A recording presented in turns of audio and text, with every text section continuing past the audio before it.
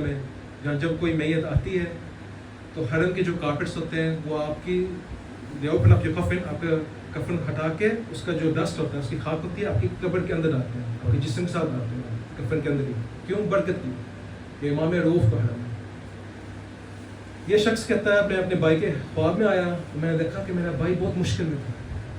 میں نے پوچھا آخر کی منزلیں کیسے تھی؟ اس نے کہا جب میں فوت ہویا اور آپ میرے اوپر پانی ڈال رہے تھے غسل میت آپ ٹھنڈا پانی ڈال رہے تھے لیکن میرا جسم جل رہا تھا میرے اعمال کی وجہ سے. میرا حساب اس وقت ہی شروع ہو گیا تھا قبر سے پہلے. پھر کہتا ہے جب آپ نے میرے جنازے کو کندھا دیا آپ مجھے حرم میں لے کے جا رہے تھے I saw all different types of beasts حیوان following my جنازہ. ان کی کوشش تھی کہ میرا جسم وہ چیر کر لیں کھا جائے مجھے.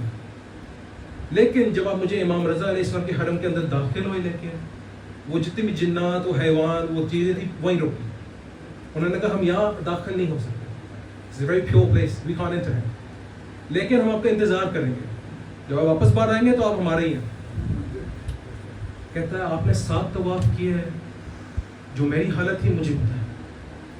آپ 7 طواف کر رہے ہیں مجھے ایک ندا آئی آسمان سے.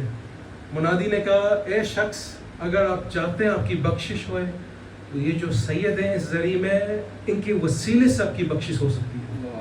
یہ تو آپ بخشش کا کوئی امکان نہیں ہے. کوئی امکان نہیں ہے. آپ کے اعمال ایسے تھے. اس نے کہا میں نے دیکھا آپ نے پہلا طواف کیا میں نے دیکھا ایک بزرگ بیٹھے ہیں کرسی پر لیکن انہوں نے میرے سے منہ پھیرا ہوا ہے. میں نے کہا السلام علیکم یا امام رضا. کوئی جواب نہیں آیا.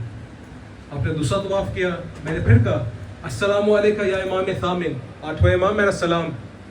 کوئی جواب نہیں آیا. اس نے کہا آپ طواف کرتے رہے میں ادھر سلام دیتا رہا ایک جواب بھی امام سے نہیں آیا. حالانکہ سلام کا جواب واجب ہوتا ہے. اس نے کہا 7واں پھیرا تھا میرے اندر ایک واسطہ آیا. میں نے کہا امام رضا آپ کو سیدہ فاطمہ کا واسطہ میری مدد کر. اس نے کہا میرے منہ سے بس یہ نام نکلا تھا فاطمہ زہرا کا واسطہ. میں نے دیکھا امام رضا نے میری طرف متوجہ ہو گیا.